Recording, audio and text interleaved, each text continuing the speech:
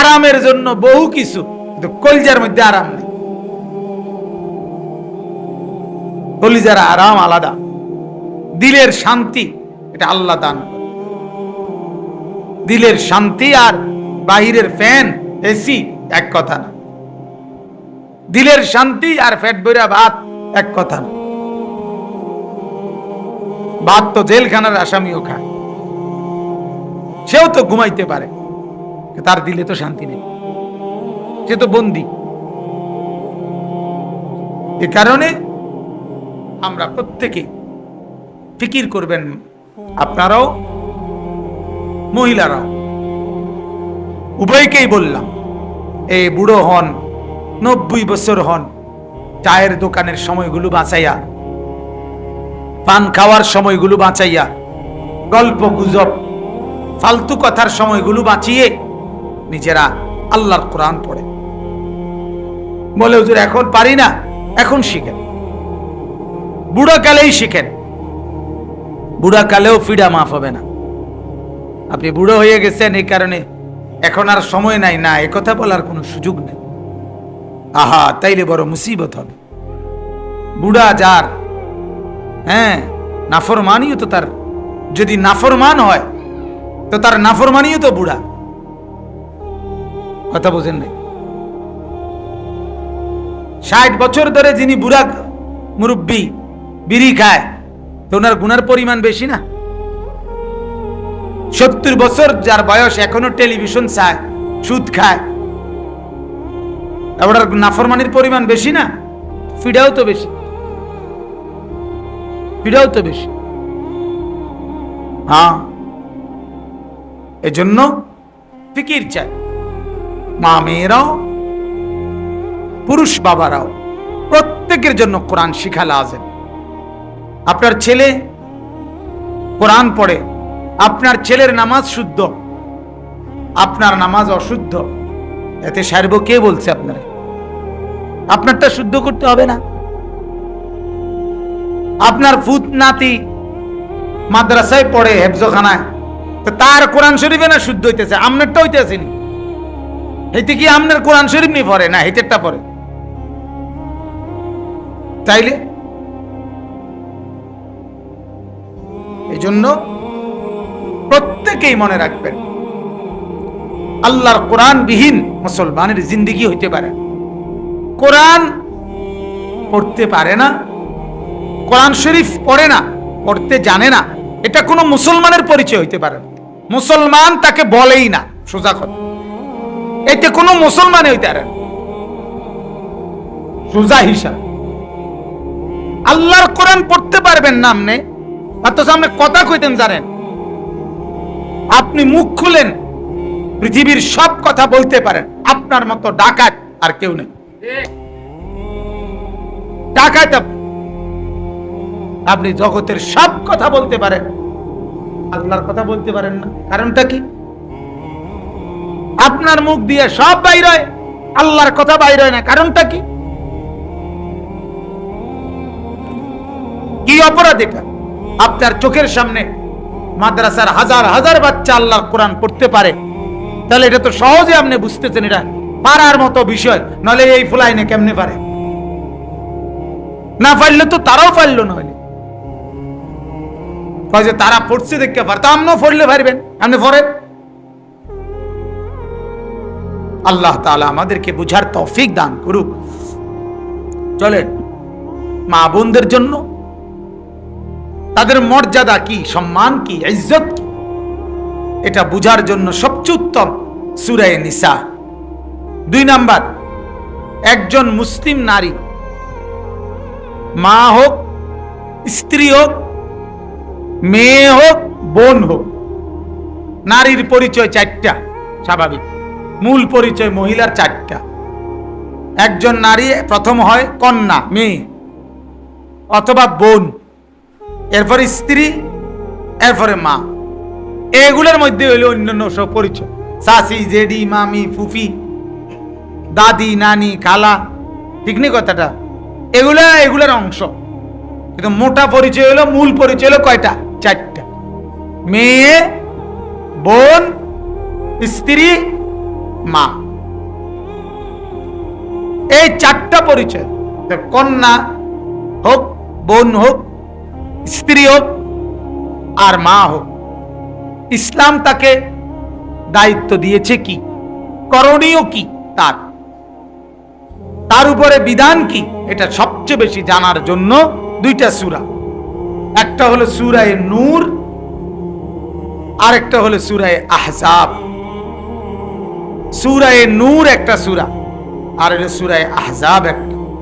এই দুই সূরার মধ্যে নারীদের সম্পর্কিত আলোচনা সবচেয়ে বেশি, মহিলাদেরকে লক্ষ্য করে আল্লাহ তাআলা উল্লেখ করছেন সবচেয়ে বেশি।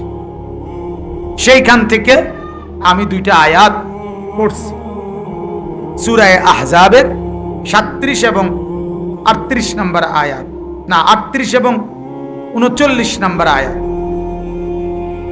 এই দুইটা আয়াতের নাজিল হওয়ার একটা সংক্ষিপ্ত প্রেক্ষাপট আছে। মহিলারা যদি শোনেন মায়েরা, আপনাদের বেশি ফায়দা হবে। আপনাদেরকে লক্ষ্য করে এই আয়াত, আপনারা শুনলেও ফায়দা হবে পুরুষরা। কারণ হলো বেড়ি তো আমনগো করে রে, ঠিক না কথাটা? বেড়ি তো আমরারই ঘরের, আমরারই জি, আমরারই বোন, আমাদেরই বিবি, আমাদেরই মা, আমাদেরই বোন, এগুলোই তো। তাইলে এই দুইটা আয়াতের শুরুতে কেন নাজিল হলো, আল্লাহ তাআলা কেন নাজিল করলেন, ছোট্ট একটা ঘটনা। নবীজি সাল্লাল্লাহু আলাইহি ওয়াসাল্লামের, আমাদের প্রিয় নবীর মদিনার জীবনে একসাথে 9 জন স্ত্রী ছিল, 9 জন বিবি আল্লাহর হুকুমে। এই বিবাহগুলো প্রত্যেকটাই আল্লাহর নির্দেশে আল্লাহর নবী বিবাহ করেছেন।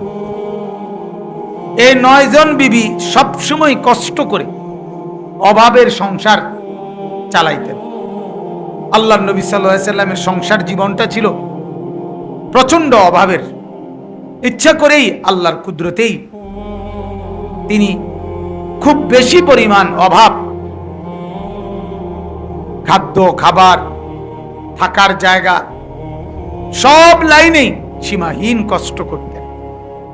হযরত আয়েশা রাদিয়াল্লাহু তাআলা আনহা তিনি বলছেন যে 3 মাস একটানা আমরা 9 জন বিবির ঘরে লাগাতার 3 মাসে কোনোদিন চুলায় আগুন জ্বলে নাই। মা আওখাদাত ফি আবিয়াত রাসূলিল্লাহ নার, 3 মাস। জিজ্ঞেস করা হয়েছে আপনারা তাহলে কি খেলেন, কিভাবে বাঁচলেন? হযরত আয়েশা রাদিয়াল্লাহু তাআলা আনহা বলেন, আত-তামারু ওয়াল মা, খেজুর আর পানি, পানি আর খেজুর দিয়ে। হযরত আয়েশা রাদিয়াল্লাহু তাআলা আনহা বলেন, নবীকে নিয়ে আমি যেই ঘরে থাকতাম, ছোট্ট কামরা, হুজরা, সেই ছোট্ট হুজরার মধ্যে এতটা সামান্য জায়গা ছিল বাসাটা, হুজরাটা। রাত্রিবেলা মাঝে মাঝে আল্লাহর নবী নামাজের জন্য দাঁড়াতেন, আর সেজদার টাইমে, তাহাজ্জুদের নামাজে হযরত আয়েশার পায়ের আঙ্গুলে খোঁচা দিতেন, আঙ্গুল দিয়া দিলে উনি পাও গুটাইতেন, পাও গুছাইতেন, টাইনা নিতেন, ফলে জায়গা খালি হইতো, আল্লাহর রাসূল সেজদা করতেন। এত সামান্য একটু জায়গা, এটুকু জায়গার মধ্যে ঘুমাইতেন, এটুকু জায়গার মধ্যে নফল নামাজ পড়তেন। পোশাক ছিল একটা। হযরত আয়েশা রাদিয়াল্লাহু তাআলা আনহা বলেন, আমাকে আমার আব্বা আবু বকর সিদ্দিক বিয়ের সময় একটা ভালো জামা দিছিলেন। এই একটা জামা দিয়েই মদিনার প্রত্যেক ঘরে মেয়েদের বিয়ে হইলে আমার কাছ থেকে জামাটা হাওলাত নিয়ে যাইতো, ওইটা দিয়েই সবার বিয়ে হইতো। এই ছিল পোশাকের হালাত। তো এই সামান্য খাবারও দুর্বল, পোশাক এবং বাসস্থান, সব লাইনেই ওনারা সীমাহীন কষ্ট করছেন। তো একবার নবীজির জামানায় মদিনায় থাকাকালীন যুদ্ধের ময়দান থেকে প্রচুর পরিমাণে গনিমতের মাল আসছে, অনেক গনিমতের স্তূপ, যুদ্ধের বিজয় সম্পদ। এতে করে মদিনার সব ঘরে আল্লাহর নবী সাল্লাল্লাহু আলাইহি সাল্লাম প্রয়োজন মতো গনিমতের মাল বন্টন করে দিয়েছেন, সবার ঘরে পর্যাপ্ত অনেক দিয়েছেন। এখন নবীজির 9 জন বিবি, ওনারা অপেক্ষায় ছিলেন যে আজকে যেহেতু সবাইকে দিচ্ছে আমগরেও দিব। কিন্তু দিন শেষে সন্ধ্যা হয়ে গেল, সবার ঘরে অনেক কিছু পৌঁছছে, গনিমত, যুদ্ধের সম্পদ, কিন্তু রাসূলুল্লাহ সাল্লাল্লাহু আলাইহি সাল্লামের 9 জন বিবির ঘরে তিনি কিছুই পাঠান না। সন্ধ্যার পরে যখন আল্লাহর নবী আসলেন ঘরে, সব বিবিদের পক্ষ থেকে এই দিন হযরত আয়েশা নবীজির স্ত্রী রাদিয়াল্লাহু তাআলা আনহা, তিনি আল্লাহর নবীর কাছে একটু জোরালো আবদার করছে, আজকে একটু ওনারা মনে কষ্ট পাইছে। তো সবার পক্ষ থেকে তিনি বললেন, ইয়া রাসূলুল্লাহ, আমি সবার পক্ষ থেকে বলতে চাচ্ছি, সারাদিনে আপনি এত বিপুল পরিমাণ সম্পদ সবার ঘরে ঘরে দিলেন, তা আমরাও যে কয়েকটা ঘর ছিলাম এখানে, আমাদেরকে কিছুই দিলেন না? আমরা কি কিছুই পাই না? আমরা এত কষ্ট করে আর কতদিন কাটাইতাম? এইভাবে কিছু কথা স্ত্রী হিসাবে, স্বামী তো উনি, হযরত আয়েশা রাদিয়াল্লাহু তাআলা আনহা 2-4 অক্ষর গরম করে রাখছে। আল্লাহর নবী সাল্লাল্লাহু আলাইহি সাল্লাম কোনো জবাব দেন নাই। জবাব না দিয়ে এশার নামাজের ওয়াক্তে নবীজি মসজিদে গেলেন। এশার নামাজ পড়ে আল্লাহ রাসূল সাল্লাল্লাহু আলাইহি সাল্লাম আর ঘরে আসে না। কেন আসে না? মনটা খারাপ যে আরে বিবিরা, আমার স্ত্রীরা তো দুনিয়া চিনলো, সম্পদ চিনলো, আখিরাত চিনলো না, তাহলে আমি কার লাগা মেহনত করি, কারে নিয়ে সংসার করি? ওরা তো দুনিয়া চিনলো, আখিরাত চিনলো না। এই কারণে মন খারাপ করে তিনি বসে আছেন। এরপরে আল্লাহ তাআলা কোরআনুল কারীমের জিবরাইল পাঠাইয়া এই আয়াতগুলো নাযিল করছে। এই আয়াত আল্লাহ তাআলা জবাব দিয়েছেন, হে নবী, আপনি এখন ওঠেন, ঘরে ফিরে যান, আর আপনার স্ত্রীদেরকে আমি বলতেছি এই কথাগুলো বলেন। যে কথাগুলো আমি এখন বলে দিচ্ছি সেগুলো আপনি গিয়া বলেন। তো আল্লাহর নবী সাল্লাল্লাহু আলাইহি ওয়াসাল্লাম এই আয়াতগুলো ওনার উপরে নাযিল হলো। কি সেগুলা দেখেন, আল্লাহ তাআলা বলতেছেন, ইয়া আইয়ুহান নাবিয়্যু, হে নবী আমার, কুল লি আজওয়াজিকা, আপনি আপনার স্ত্রীদেরকে বলেন। এই ডাইরেক্ট জবাব দিতেছে আল্লাহ। ওনারা না কইলো, আমরা দিলেন না কেন, আমরা কি এগুলা পাই না? তখন আল্লাহ তাআলা জবাব দিতেছেন, কুল লি আজওয়াজিকা, হে নবী, আপনি আপনার স্ত্রীদেরকে বলুন, ইন কুনতুন্না তুরিদিনাল হায়াতাদ দুনিয়া ওয়া যিনাতাহা, আল্লাহ তাআলা বলেন, যদি তোমরা দুনিয়ার জীবন আর দুনিয়ার সৌন্দর্য, যদি কেবল দুনিয়ার জীবনটা চাও আর দুনিয়ার মাল দৌলত সৌন্দর্য আসবাবপত্র গহনা অলংকার কসমেটিক্স এগুলো চাও, ফাতাআলাইনা, তাহলে আসো, আমি রাসূলের কাছে আসো, বলো, তাহলে উমাত্তিউকুন্না, যত কিছু চাও দুনিয়ার সাজ সজ্জা গহনা অলংকার ঘর দুয়ার চাল ডাল সব কিছু পূর্ণ মাত্রায় দেব তোমাদেরকে। নবী আপনি বলেন, তবে ফাউসাররিহকুন্না সারাহান জামিলা, তবে শর্ত হলো একটা, আমি রাসূলকে জীবনের তরে তালাক নিয়া আমার থেকে আলাদা হয়ে যাবে, আমারে আর স্বামী হিসেবে পাবা না, মুহাম্মদের বিবি এই পরিচয় ছেড়ে দাও, দুনিয়া যা লাগে তা নিয়ে নাও, বলো কি লাগবে, কার লিস্টি দাও, সব দেব, তবে শর্ত কি? কারে ছেড়ে দিতে হবে? নবীকে ছেড়ে দিতে হবে, নবীকে ছেড়ে দিতে হবে। আর দ্বিতীয়ত আল্লাহ তাআলা বলেন, ওয়া ইন কুনতুন্না, হ্যাঁ এবার আর দ্বিতীয় সুযোগ হলো, যদি তোমরা চাও তুরিদিনাল্লাহ, আর যদি আল্লাহকে পেতে চাও, ওয়া রাসূলাহু, তার রাসূলকে পেতে চাও, ওয়া দারাল আখিরা, আখিরাতে জান্নাতের ঘর পেতে চাও, তিন জিনিস, যদি আল্লাহকে চাও, যদি রাসূলকে চাও, যদি আখিরাতের কি চাও, ঘর মানে জান্নাতের ঘর চাও, তাহলে ফা ইন্নাল্লাহা আ'আদ্দা লিল মুহসিনাতি মিনকুন্না আজরান আযীমা, তাহলে এটা শুনে নাও, নেক আমল, মুহসিনাত, সমস্ত নেক আমল পূর্ণ মাত্রায় করতে হবে। এগুলো করলে এর বিনিময়ে আমি আল্লাহ আখিরাতে তোমাদেরকে সর্বোত্তম মহা বিনিময় আমি নিজে দান করব। এখন ফয়সালা করো, দুনিয়া চাইলে দুনিয়া নাও, রাসূল ছেড়ে দাও, আখিরাত চাইলে দুনিয়া ছেড়ে দাও, বন্দিগিতে লেগে যাও, সেজদা করো, গোলামি করো, ইবাদত করো, পর্দা করো, ইজ্জতের হেফাজত করো। তোমার চতুর্দিকের বাকিরা তোমার কাছে মনে হবে হে ঘরের বেডি রঙ্গে আছে, ওই ঘরের মাইয়া রঙ্গে আছে, হাজারো ছেলের লগে কথা কয়, খুব সুখ, হ্যাঁ, অনেক টেলিভিশন দেখে, অনেক সুখ, বাজারে মার্কেটে টোটো করে ঘুরে, কেউ কিছু বলে না, অনেক সুখ। না, গুনার মধ্যে কোনো সুখ নাই, নাফরমানের মধ্যে কোনো সুখ হইতে পারে না। পৃথিবীর কোন দুশ্চরিত্রা মহিলা সুখ পায় নাই, এটা পৃথিবীর ইতিহাস।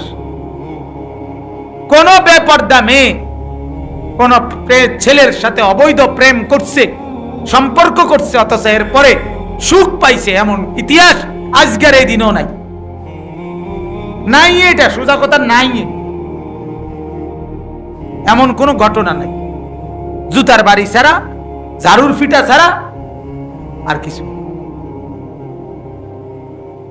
তাহলে আল্লাহ তাআলা বললেন যে তোমরা ফয়সালা করো, দুনিয়া চাইলে রাসূল ছেড়ে দাও, আখিরাত চাইলে দুনিয়া ছেড়ে দাও। সহজ কথা, সহজ কথা। তাই এরপরে নবীজি আসছেন, মানে এশার নামাজের পরে আসছেন। আয়েশা হযরত, ওই যে আন্দোলনের নেতৃত্ব দিছে যিনি, আয়েশা রাদিয়াল্লাহু তাআলা আনহা, উনারে ডাকছেন, আগে ডাইকা বলতেছেন, আয়েশা তুমি ওই সময় যা বলছিলা এটার জবাবে এখন আল্লাহ বলছে তুমি শোনো, আর জবাব দিতে গিয়া সরাসরি জবাব দিও না, তুমি বুঝে দাও, প্রয়োজনে তোমার আব্বা, তোমার মা, তাদের সাথে বুঝো, বাড়িতে যাও, গিয়া বুঝে শুনে এরপরে আমারে জানাও। আল্লাহ নবী আয়েশা একটা ভূমিকা কইছে আর কি আগে। হযরত আয়েশা রাদিয়াল্লাহু তাআলা আনহা বলেন, ইয়া রাসূলুল্লাহ, এত ভূমিকার কি দরকার, কথাটা কি হেডা না কইবেন, কারে জিঙ্গামু না জিঙ্গামু এটা আমি না বুঝু। তো আল্লাহর নবী তখন এই আয়াত দুইটা পড়লেন, এই দুই আয়াত সূরা আহজাবের পড়ে শুনাইলেন। শুনাইবার সাথে সাথে হযরত আয়েশা রাদিয়াল্লাহু তাআলা আনহা বললেন, ইয়া রাসূলুল্লাহ, স্বামী আমার, মাকে জিজ্ঞাসা করার দরকার নাই, বাবাকেও জিজ্ঞাসা করার দরকার নাই, আমার বাকি সতীন স্ত্রী যারা তারারও জিঙ্গানের দরকার নাই। আল্লাহর কসম, আপনাকে হারিয়ে তামাম পৃথিবীও আমি পেতে চাই না। আপনাকে বাদ দিলে আমার আর থাকলো কি? আমি তো আপনারে লইয়া না করতে চাইছিলাম। ঠিক আছে, আল্লাহ নারাজ হইলে এটাও লাগতো না, কিন্তু আপনাকে কি চাই না, হারাতে চাই। সুবহানাল্লাহ। হযরত আয়েশা রাদিয়াল্লাহু তাআলা আনহা অসাধারণ জ্ঞানী ছিলেন, প্রজ্ঞাবান ছিলেন। ইমাম জুহরি রাহমাতুল্লাহি আলাইহি বলছেন, আয়েশার ইলম পৃথিবীর সমস্ত নারীদের জ্ঞান একত্র করিলে আয়েশার জ্ঞান তার চেয়ে বেশি। আয়েশার জ্ঞান তার চেয়ে বেশি। সাহাবায়ে কেরাম বলতেন, মাসাইল বর্ণনা, ফতুয়া এবং নবীজির ব্যক্তি জীবনের আখলাক বর্ণনার ক্ষেত্রে আয়েশার চাইতে উত্তম বর্ণনাকারী, সিদ্ধান্ত দানকারী আর কেউ ছিল না। এত প্রজ্ঞাবান ছিলেন। আয়েশা রাদিয়াল্লাহু তাআলা আনহা জবাব দিলেন যে, আমার কি চাই না বলেন না, দুনিয়া লাগবে না, আমার কি দরকার? আখিরাত। এইবার আসেন এই কথার উপসংহারে। আমি মূলত এই আয়াতের শানে নুজুল এবং তরজমা বললাম। এবার আমাদের নিজেদের হালাত আমরা এবার বলেন, একজন মুসলিম নারীর পরিচয়, একজন মুসলমান মা বোনের মূল পরিচয় হবে তার আখিরাত। তার আখিরাত। একজন স্বামীর উচিত ছিল সে তার স্ত্রীকে বলে, দুনিয়া চাইলে আমাকে নয়, আখিরাত চাইলে বন্দিগিতে লেগে যাও। দুর্ভাগ্য যে স্বামী বলবে সেই তো বেআমল। সমস্যা তো এখানে, সে ওইখানে খেয়ানত করে, এখানে খেয়ানত করে। এই বেটা রাস্তায়, চা দোকানে, সর্বত্র চোখের খেয়ানত করে ভিন নারী দেখে মজা নেয়, তো তার বিবিধার ঘরে টেলিভিশনের পুরুষ দেখে মজা নেয়। তুমি সেখানে নারাজ করছো আল্লাহকে, তো তোমার বিবি এখানে নারাজ করছে আল্লাহকে, নারাজ করছে। এই কারণে আসলে সমস্যা হয়েছে এটাই, যে গড়বে সেই তো ভাঙ্গা। মানে যে তার বিবিকে সাজাবে, সুন্দর চরিত্রবান বানাবে, যে তার মেয়েকে নেককার বানাবে, ওই বাফে তো বিড়ি খায়, এবার কিতা বানাই, ওই বাফেই তো হারাম রোজগার করে, সুদের টাকা, ঘুষের টাকা, অবৈধ রোজগার, হারাম উপার্জন করালে তার দিলের মধ্যে আল্লাহর মহব্বত আসবে কিভাবে? আখিরাতের ভয় আসবে কোথায়?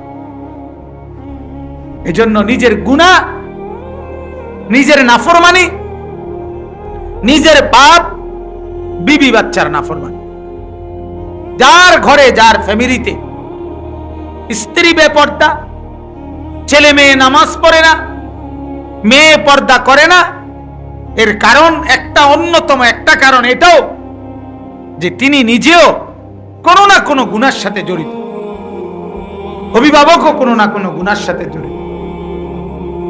এজন্য আমি অনুরোধ করছি, বুঝাইতে চাচ্ছি, যারা মা আছেন, যারা বাবা আছেন, এক নম্বরে আপনাদেরকে সচেতন হইতে হবে। আপনারা চরিত্রবান হওয়া আপনাদের জন্য জরুরি, আপনাদের পরিবারের জন্য জরুরি। আল্লাহ নবী সাল্লাল্লাহু আলাইহি ওয়াসাল্লাম বলেন, সন্তানকে বরবাদ করে কে? নবী বলছেন মা বাপে। আল্লাহ রাসূলের হাদিস। সন্তানকে নষ্ট করে কে? রাসূল বলছেন বাপ মা। সন্তানকে ইহুদি বানায় কে? নবী বলছেন মা বাপ। সন্তানকে খ্রিস্টান বানায় কে? আল্লাহর নবী বলছেন মা বাপ। সন্তানকে অগ্নি পূজক বানায় কে? আল্লাহ রাসূল বলছেন মা বাপ। নবী বলছেন ফাআবাওয়াহু ইউহাব্বিদানিহি ওয়া ইউনাসসিরানিহি ওয়া ইউমাজ্জিসানি। মা বাপ বরবাদ করে দেয়, সন্তানকে সারখার করে দেয়। এজন্য আমরা মাদের কাছে অনুরোধ করছি, মারা আপনারা একটা ফ্যামিলি, একটা ঘরের সবচেয়ে বড় খুঁটি, শোভা, ঘরের মেন অংশ হলো নারী। যে ঘরের মা, যে ঘরের স্ত্রী চরিত্রবান, ওই পুরা ফ্যামিলি দিনদার, পুরা ফ্যামিলি দিন। স্বামীও দিনদার হয়, স্বামীও দিনদার। স্ত্রী যদি নেককার হয়, মহিলা যদি নেককার হয়, ধীরে ধীরে অল্প সময়ে স্বামী বেচারাও দিনদার হয়। আর মহিলা যদি তাল বেতাল হয়, পুরা ফ্যামিলি শেষ, পুরা ফ্যামিলি বরবাদ। কারণ তার কথা হলো এই, আমি তো এটা এত কিছু বুঝি না, আমার টাকা দরকার, আমার গহনা দরকার, তুমি করতে আনবা, মাথার বাড়ি দিয়ে আনো না চুরি করে আনো, তুমি বুঝো গিয়া। তাহলে এই কথা যে এই মহিলা বলে, এই মহিলার মতো ডাকাত আর কে হইতে পারে? সে তো বরবাদ করে দিল তার ফ্যামিলিকে। এজন্য নারীর পর্দা, নারীর বুঝ, নারীর ভিতরে আমল আখলাক, তার সতীত্বের হেফাজত, তার ইজ্জতের রক্ষা, তার পর্দার গুরুত্ব, তাকে রক্ষা করা, এটা তার জন্য খুবই জরুরি, খুবই জরুরি। আমরা বাংলা ভাষায় একটা প্রবাদ আছে, হাঁসের যদি সর্দি হয় তার হাঁস বাঁচে না। হাঁস হাঁস বুঝিনি, হাঁসের যদি কি হয়, সর্দি হয়, তাহলে আর হাঁস কি হয় না, বাঁচে না। কেন? হাঁস তো থাকেই পানি, এমন ওখানে থাকে যে বেটা এ যদি সর্দি লেগে যায় এ বাঁচবো কেমন? এই জন্য হাঁসের সর্দি হইলে আর এটা বাঁচে না। তো নারী মানে, মহিলা মানে, মেয়ে মানে পর্দা। আল্লাহর নবী বলছে আল মারআতু আওরা, মহিলা মানেই হচ্ছে ঢেকে থাকার বস্তু।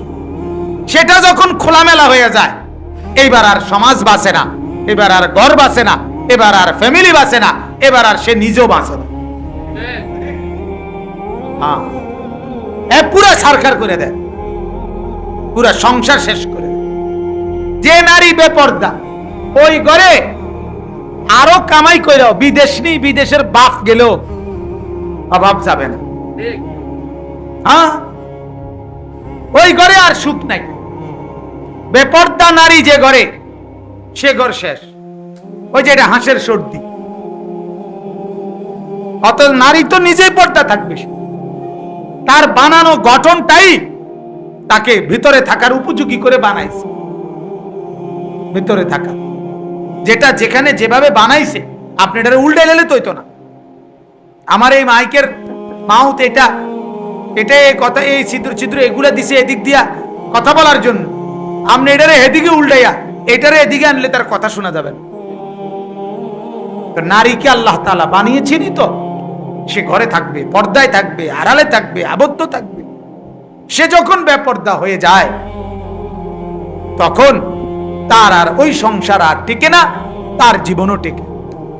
এজন্য আমার কথা শুনেন, আল্লাহর নবী সাল্লাল্লাহু আলাইহি ওয়াসাল্লাম বলেন, ওই ব্যক্তির জন্য জান্নাত হারাম যে তার পরিবারের স্ত্রী সন্তানের জন্য গুনাহ, নাফরমানি, পাপ, অশ্লীলতা, বেহায়াপনা এটাকে যে সমর্থন করে, স্বীকৃতি দেয়, মেনে নেয়, ব্যবস্থাপনা করে, আল্লাহর নবী বলছেন ওই লোক হলো দায়ুস, তার জন্য জান্নাত হারাম।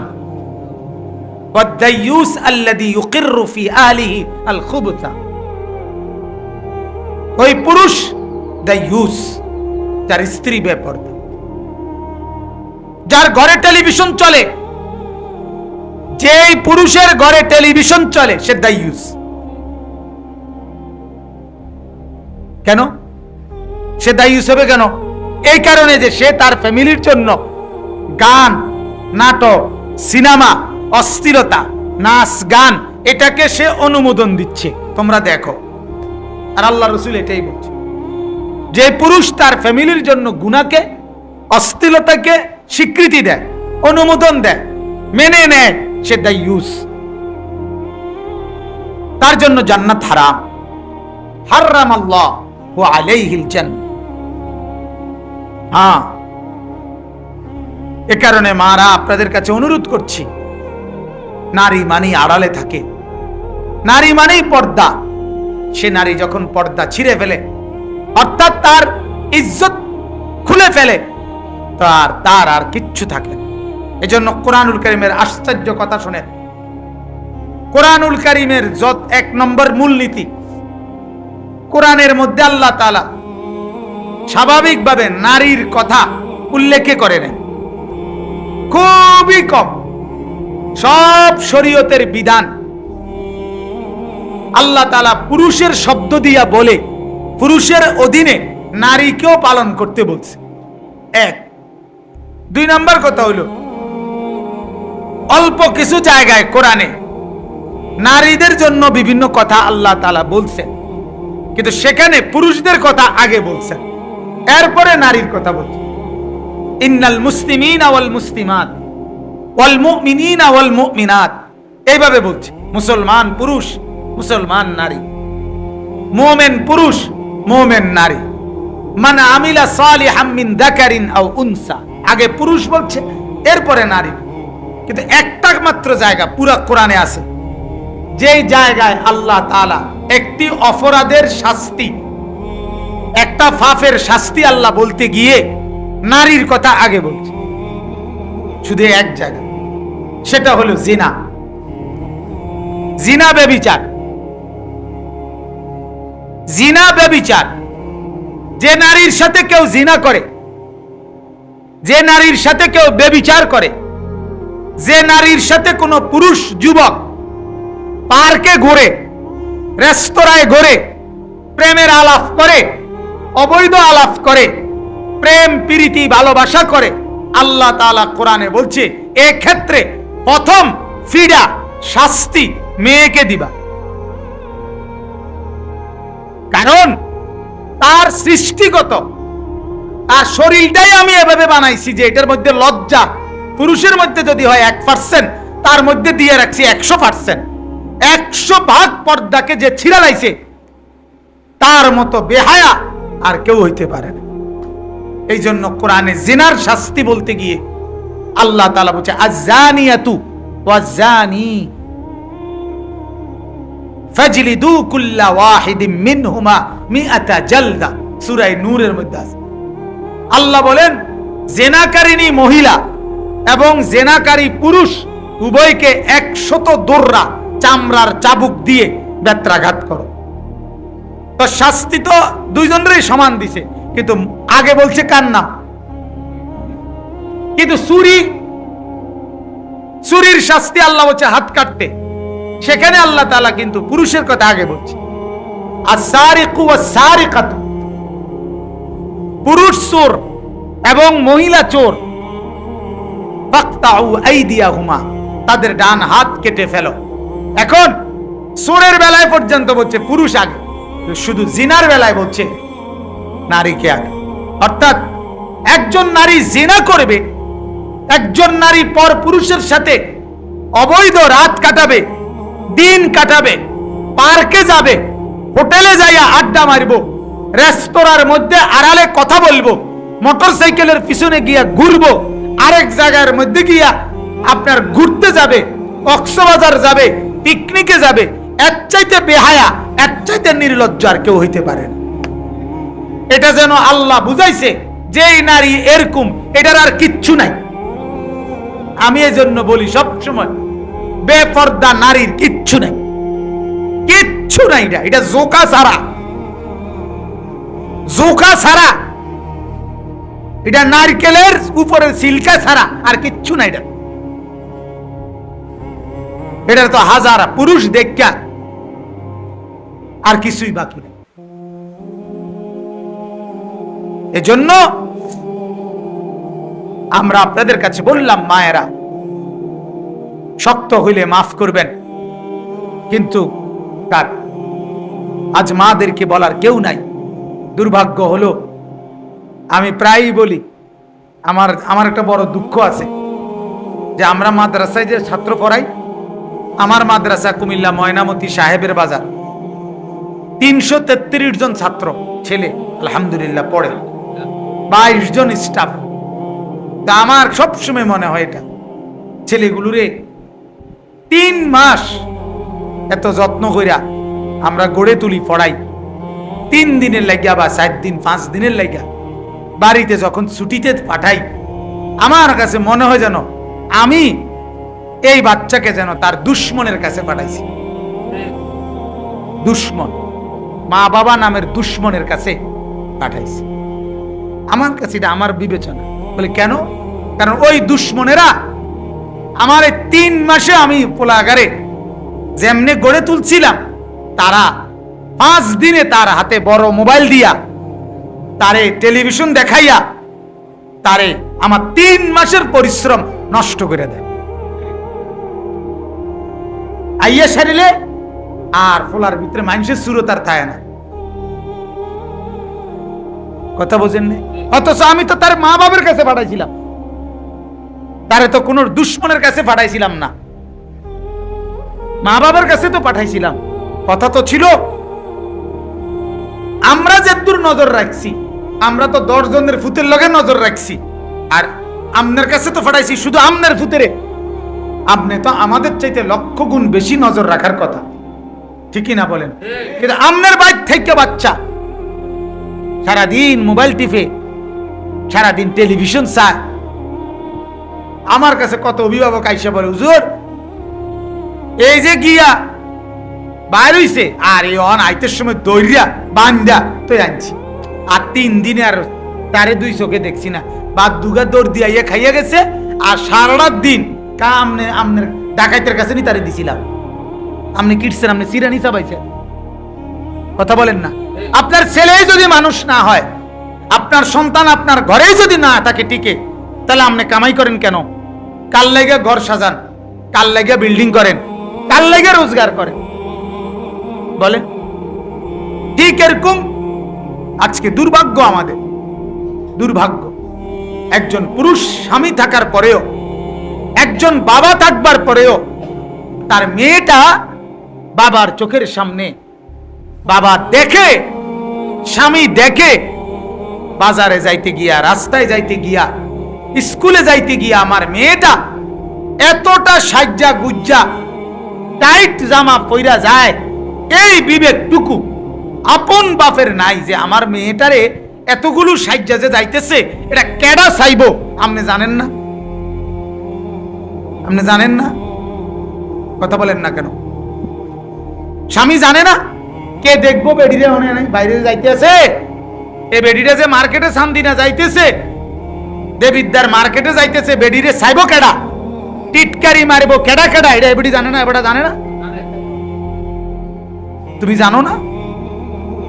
তো তুমি তোমার বিবেকের মধ্যে শয়তানে কি মুতাটা মুতছে যে তোমার বিবেকে একটাবার বললো না, কিরে এত পাউডার সুনু ডইল্লা আমার বউ যায় কো? কিরে কিতারে কো? বউ আমার অটো ড্রাইভারে চাইয়া রং চাইবো মা কিতারে, আমি বাচ্চা থাকতে। আরে কিরে কহিটা কি কথাটা কর নাম নেই, এটা কি এটা ইয়ানি মগের মূল্য নেই দেশটার মধ্যে নাকি?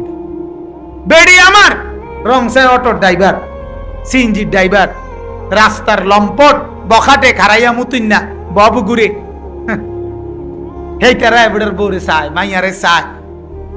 জি আমার পালি আমি, বউ আমার কলজা ফানি করে কামাই করি আমি, রং চাই মানছে। হায় হায় রে বেকুব রে, বেড়াও বেকুব, বেড়িও বেকুব, কেলা হুমা বেকুবানে, দুজনই বেকুব। আল্লাহ আমাদেরকে মাফ করে দেন। এজন্য আমি কথা শেষ করলাম।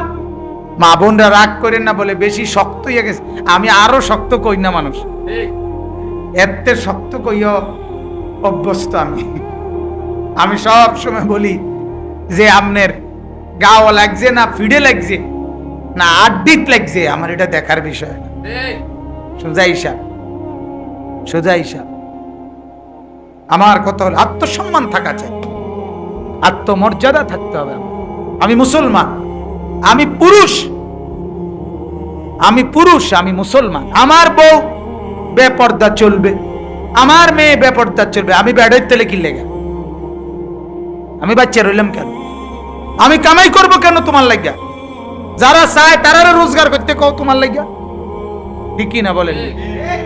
রোজগার আমার, মানুষে চায় রংকা, তুমি কি লেগে টেলিভিশনে মানুষের বেড়া চাইবা কা? কা আমার অসুবিধা কি? আর আমারে বুঝে না ধরলে আমার ঘরে থাকতে কা? কথা বলেন, কেন আমার ঘরে থাকবা? এজন্য মারা অনুরোধ, যারা শুনতেছিলেন, আপনারা প্রত্যেকে নিজের উপরে দয়া করেন, প্রত্যেকেই নিজের উপরে রহম করেন, মেহেরবানি করেন। মা, যে নারীর ইজ্জত থাকে না, যে নারীর পর্দা থাকে না, যে নারীর সতীত্ব থাকে না, তার আর কিছুই থাকে না, কিছুই থাকে না। ইজা লাম তাস্তাহি ফাফআল মা শি'ত। নবী বলছে যার হায়া নাই, লজ্জা নাই, সে যা মন চায় তাই করত, সে যা মন চায় তাই করত। এজন্য আপনারা প্রত্যেকেই মনে রাখবেন, আপনারা মুসলিম নারী, মুসলিম বোন, বাজারের ওই ফালতু মহিলা, কাফের মুশরিক মহিলা, সিনেমার নর্তকী, টেলিভিশনের নায়িকা, ওরা আপনাদের আদর্শ নয়। ওরা সুখে নাই, ওরা সুখে নেই, বিশ্বাস করেন ওরা সুখে নাই। ওদের এই হাসি ফরমালিন, টেলিভিশনে, নাটকে, সিনেমায় তাদের এই হাসি ধোঁকা। ফাঁসি দেয় অহরহ অহরহ।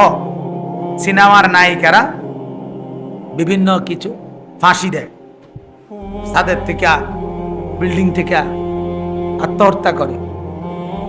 দুঃখ, অস্থিরতা, সুখ নেই। গুনাহ কাউকে সুখ দেয় না, আগুন কাউকে নিরিবিলি রাখে না। আর গুনাহ মানে আগুন। কোরআনে আল্লাহ বলছে গুনাহকে আগুন, আগুন জ্বললে কেউ সুখে থাকে। আঙ্গুলের অগ্রভাগেও যদি কারো নখের মধ্যেও মোমবাতির আগুন লাগে, ওই মানুষের শরীর আর স্থির থাকে, ছটফট করে। এই জন্য গুনাহ কাউকে স্বস্তি দেয় না, স্বস্তি দেয় না, শান্তি দেয় না।